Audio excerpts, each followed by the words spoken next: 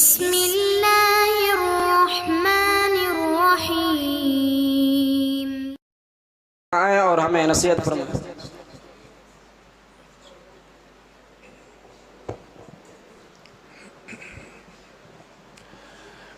السلام علیکم ورحمۃ اللہ وبرکاتہ۔ بسم اللہ والصلاة والسلام علی رسول اللہ۔ کوئی تقریر کرنے کا پروگرام نہیں ہے، صرف ایک بات ہے مسلکی حوالے سے۔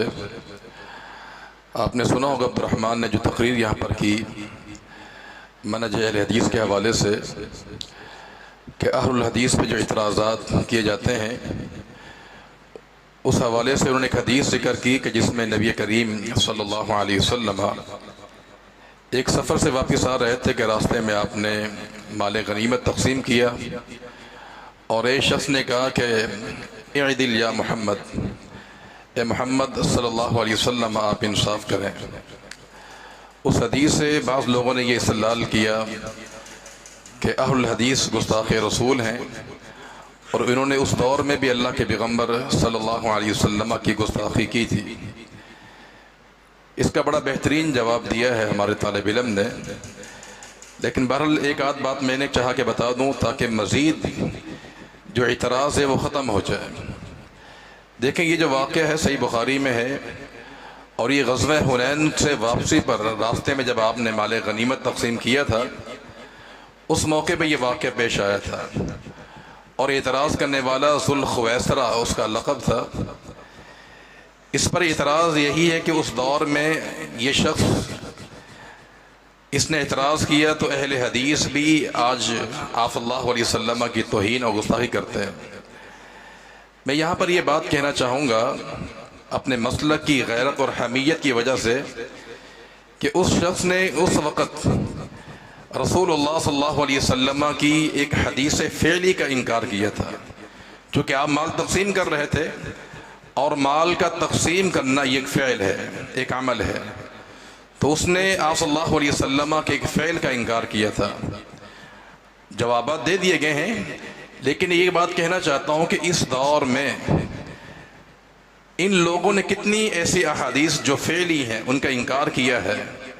مثال کے طور پہ رسول اللہ صلی اللہ علیہ وسلم کا عمل یہ تھا کہ جب آپ نماز شروع کرتے تھے تو اپنے ہاتھ کندھوں کے برابر اٹھاتے تھے، کانوں کی لو کو نہیں لگاتے تھے، جبکہ یہ لوگ کانوں کی لو کو ہاتھ لگاتے ہیں۔ اللہ کے پیغمبر صلی اللہ علیہ وسلم نماز میں 4 مقامات پر رفع الیدین کیا کرتے تھے، اونچی آواز سے آمین کہا کرتے تھے، قدم سے قدم کندھے سے کندھا ملایا کرتے تھے۔ یہ ساری فعلی روایات ہیں جس کا انکار اس دور میں یہ لوگ کرتے ہیں۔ اس ذوالخویسرہ خارجی نے بھی اللہ کے پیغمبر صلی اللہ علیہ وسلم کی حدیث فعلی کا انکار کیا تھا، اور آج یہ لوگ بھی یہ ساری فعلی روایات کا انکار کرتے ہیں۔ اور دوسری بات یہ ہے کہ مولانا اشرف علی تھانوی نے اپنی کتاب مجالس الامہ میں لکھا ہے کہ ہم بھی ایک غیر مقلد کے مقلد ہیں، یعنی امام ابو حنیفہ رحمۃ اللہ علیہ غیر مقلد تھے اور ہم مقلد ہیں ایک غیر مقلد کے۔ اگر یہ اعتراض اہل الحدیث پہ آئے گا تو یہ اعتراض ابو حنیفہ رحمۃ اللہ علیہ پر بھی آئے گا۔ اور تیسری اور آخری بات یہ ہے کہ انکار حدیث کا جو دروازہ کھلا ہے، دروازہ کھلنے میں بڑا سبب یہ لوگ بھی ہیں۔ انہوں نے احادیث رد کرنے کے جو اصول وضع کیے ہیں، جو قواعد وضع کیے ہیں، وہ سراسر اس بات کی دلیل ہے کہ حدیث کا انکار کیا جائے۔ ابو الحسن کرخی کتاب جو اصول کرخی، اس میں احناف کے اصول کا ذکر کیا گیا ہے، اور ایسے باطل اصول ہیں کہ جن کے ذریعے نبی کریم صلی اللہ علیہ وسلم کی قولی اور آپ کے فعلی روایات کا انکار ہوتا ہے، اور اس سے دروازہ کھلا ہے، اور ہمارے معاشرے میں حدیث کے منکرین کا وجود ہوا ہے۔ یہ چند باتیں مسلک کے حوالے سے بتانی تھی۔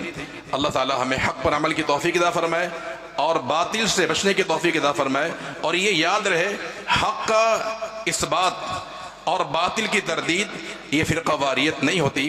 اللہ تعالی ہمیں کتاب و سنت پر استقامت عطا فرما دے۔